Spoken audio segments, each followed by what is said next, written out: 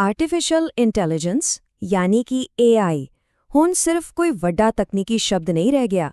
ਸੱਚ ਪੁੱਛੋ ਤਾਂ ਇਹ ਹੌਲੀ-ਹੌਲੀ ਸਾਡੇ ਕਲਾਸਰੂਮਾਂ ਵਿੱਚ ਵੀ ਪਹੁੰਚ ਰਿਹਾ ਹੈ ਅਤੇ ਮੰਨਿਆ ਜਾ ਰਿਹਾ ਹੈ ਕਿ ਇਹ ਸਿੱਖਿਆ ਦੇ ਪੂਰੇ ਢਾਂਚੇ ਨੂੰ ਬਦਲਣ ਦੀ ਤਾਕਤ ਰੱਖਦਾ ਹੈ।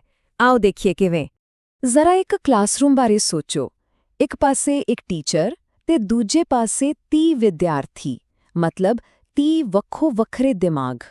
ਕੋਈ ਬਹੁਤ ਜਲਦੀ ਸਿੱਖ ਲੈਂਦਾ ਤੇ ਕਿਸੇ ਨੂੰ ਥੋੜਾ ਸਮਾਂ ਲੱਗਦਾ। ਹੁਣ ਸਵਾਲ ਇਹ ਹੈ ਕਿ ਇੱਕ ਟੀਚਰ ਇਕੱਲਾ ਸਾਰਿਆਂ ਦਾ ਖਿਆਲ ਕਿਵੇਂ ਰੱਖ ਸਕਦਾ ਹੈ। ਇਸ ਸਿੱਖਿਆ ਦੀ ਸਦੀਆਂ ਪੁਰਾਣੀ ਚੁਣੌਤੀ ਹੈ, ਪਰ ਲੱਗਦਾ ਹੈ ਕਿ AI ਕੋਲ ਇਸ ਦਾ ਕੋਈ ਜਵਾਬ ਹੈ। ਅੱਛਾ, ਇੱਕ ਗੱਲ ਸਾਫ਼ ਕਰ ਲਈਏ। ਸਿੱਖਿਆ ਵਿੱਚ AI ਦਾ ਮਤਲਬ ਇਹ ਬਿਲਕੁਲ ਨਹੀਂ ਹੈ ਕਿ ਹੁਣ ਰੋਬੋਟ ਪੜ੍ਹਾਉਣਗੇ। ਨਹੀਂ, ਇਸ ਦਾ ਅਸਲ ਮਤਲਬ ਹੈ ਅਜਿਹੇ ਸਮਾਰਟ ਟੂਲ ਜੋ ਹਰ ਵਿਦਿਆਰਥੀ ਲਈ ਪੜ੍ਹਾਈ ਨੂੰ ਆਸਾਨ ਤੇ ਖਾਸ ਬਣਾਉਂਦੇ ਹਨ।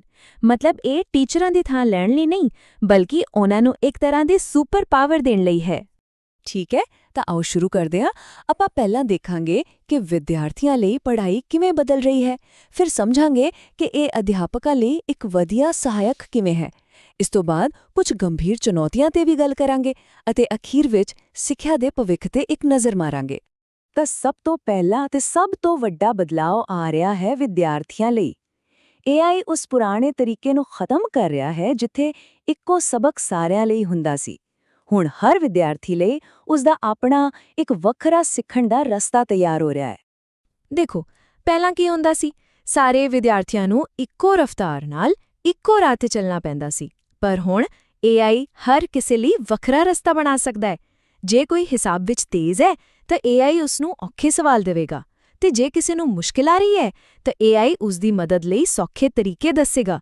ਅਤੇ ਸਭ ਤੋਂ ਵੱਡੀ ਗੱਲ, ਇਹ ਸਭ ਕੁਝ ਉਸੇ ਵੇਲੇ ਤੁਰੰਤ ਹੁੰਦਾ ਹੈ। ਇਸ ਦਾ ਅਸਲ ਜ਼ਿੰਦਗੀ ਵਿੱਚ ਕੀ ਮਤਲਬ ਹੈ? ਇਸ ਦਾ ਮਤਲਬ ਹੈ ਕਿ ਜੇ ਦੇਰ ਰਾਤ ਕੋਈ ਵਿਦਿਆਰਥੀ ਕਿਸੇ ਸਵਾਲ ਤੇ ਅਟਕ ਗਿਆ ਹੈ ਤਾਂ ਇੱਕ AI ਟਿਊਟਰ ਮਦਦ ਲਈ ਹਾਜ਼ਰ ਹੈ।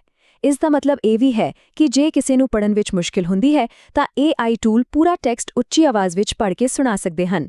ਸੱਚ ਕਹਾਂ ਤਾਂ ਇਹ ਸਿੱਖਿਆ ਨੂੰ ਸਾਰਿਆਂ ਲਈ ਬਰਾਬਰ ਬਣਾ ਰਿਹਾ ਹੈ। ਤੇ ਇਹ ਸਿਰਫ ਕੋਈ ਭਵਿੱਖ ਦੀ ਗੱਲ ਨਹੀਂ, ਇਹ ਤਾਂ ਅੱਜ ਦੀ ਸੱਚਾਈ ਹੈ। ਡੂਓਲਿੰਗੋ ਵਰਗੀਆਂ ਐਪਸ ਭਾਸ਼ਾਵਾਂ ਸਿੱਖਣ ਦਾ ਤਰੀਕਾ ਬਦਲ ਰਹੀਆਂ ਨੇ ਤੇ ਗ੍ਰਾਮਰਲੀ ਲਿਖਣ ਵਿੱਚ ਮਦਦ ਕਰਦੀ ਹੈ। ਇਹ ਸਾਰੇ AI ਨਾਲ ਹੀ ਚੱਲਦੇ ਹਨ ਅਤੇ ਸ਼ਾਇਦ ਬਹੁਤ ਸਾਰੇ ਲੋਕ ਇਹਨਾਂ ਨੂੰ ਪਹਿਲਾਂ ਤੋਂ ਹੀ ਵਰਤ ਰਹੇ ਹੋਣ। ਪਰ ਕਹਾਣੀ ਇੱਥੇ ਹੀ ਖਤਮ ਨਹੀਂ ਹੁੰਦੀ।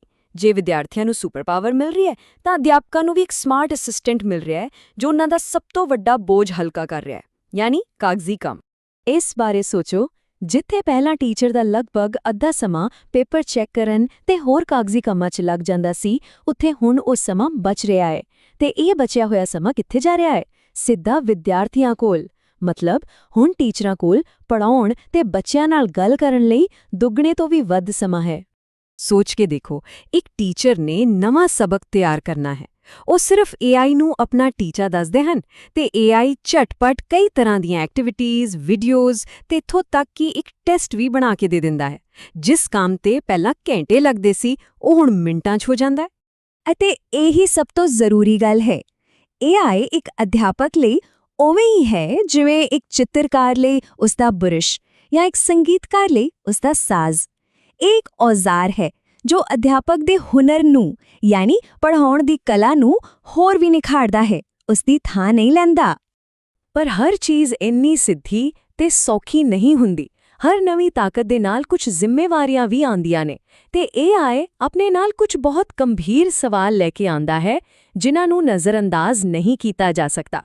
ਇਹ ਕੁਝ ਵੱਡੀਆਂ ਚਿੰਤਾਵਾਂ ਹਨ, ਜਿਵੇਂ ਕਿ ਐਲਗੋਰਿਥਮਿਕ ਪੱਖਪਾਤ।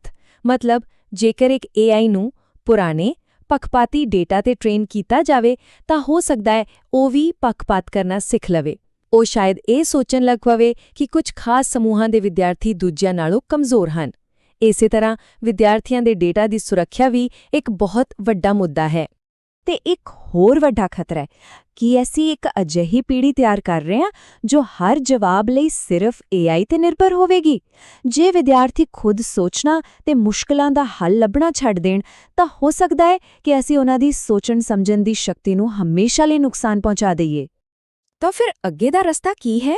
ਦੇਖੋ, ਇਹ ਲੜਾਈ ਇਨਸਾਨ ਬਨਾਮ ਮਸ਼ੀਨ ਦੀ ਨਹੀਂ ਹੈ, ਇਹ ਹੈ ਇਨਸਾਨ ਪਲੱਸ ਮਸ਼ੀਨ ਦੀ।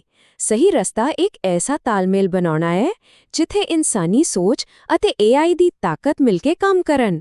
ਸਮੇਂ ਦੇ ਨਾਲ-ਨਾਲ ਇਸ ਬਾਰੇ ਸਾਡੀ ਸੋਚ ਵੀ ਬਦਲੀ ਹੈ। ਸ਼ੁਰੂ ਵਿੱਚ ਸਾਨੂੰ ਲੱਗਦਾ ਸੀ ਕਿ AI ਇੱਕ ਡਾਇਰੈਕਟਰ ਹੋਵੇਗਾ ਜੋ ਵਿਦਿਆਰਥੀਆਂ ਨੂੰ ਦੱਸੇਗਾ ਕਿ ਕੀ ਕਰਨਾ ਹੈ।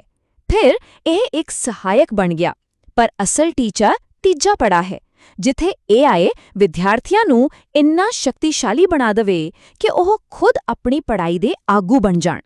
ਅਤੇ ਇਹੀ ਭਵਿੱਖ ਦੀ ਸਭ ਤੋਂ ਵਧੀਆ ਤਸਵੀਰ ਹੈ, ਇੱਕ ਅਜਿਹਾ ਮਾਡਲ ਜਿੱਥੇ ਪੜ੍ਹਾਈ ਦੀ ਕਮਾਨ ਵਿਦਿਆਰਥੀ ਦੇ ਆਪਣੇ ਹੱਥ ਵਿੱਚ ਹੋਵੇ ਅਤੇ AI ਇੱਕ ਸਮਝਦਾਰ ਸਲਾਹਕਾਰ ਵਾਂਗ ਰਸਤੇ ਵਿੱਚ ਉਨ੍ਹਾਂ ਦੀ ਮਦਦ ਕਰੇ। ਅਤੇ ਅੰਤ ਵਿੱਚ ਸਾਨੂੰ ਇਸ ਸਭ ਤੋਂ ਵੱਡੇ ਸਵਾਲ ਤੇ ਵਾਪਸ ਆਣਾ ਹੀ ਪਵੇਗਾ। ਟੈਕਨੋਲੋਜੀ ਇੱਕ ਬਹੁਤ ਤਾਕਤਵਰ ਔਜ਼ਾਰ ਹੈ, ਪਰ ਸਿੱਖਿਆ ਦਾ ਅਸਲੀ ਜਾਦੂ ਤਾਂ ਅਧਿਆਪਕ ਅਤੇ ਵਿਦਿਆਰਥੀ ਵਿਚਕਾਰ ਬਣੇ ਰਿਸ਼ਤੇ ਵਿੱਚ ਹੈ। ਤਾਂ ਅਸਲ ਚੁਣੌਤੀ ਇਹ ਹੈ ਕਿ ਅਸੀਂ ਟੈਕਨੋਲੋਜੀ ਅਤੇ ਇਸ ਇਨਸਾਨੀ ਰਿਸ਼ਤੇ ਵਿੱਚ ਸਹੀ ਸੰਤੁਲਨ ਕਿਵੇਂ ਬਣਾ ਕੇ ਰੱਖਾਂਗੇ।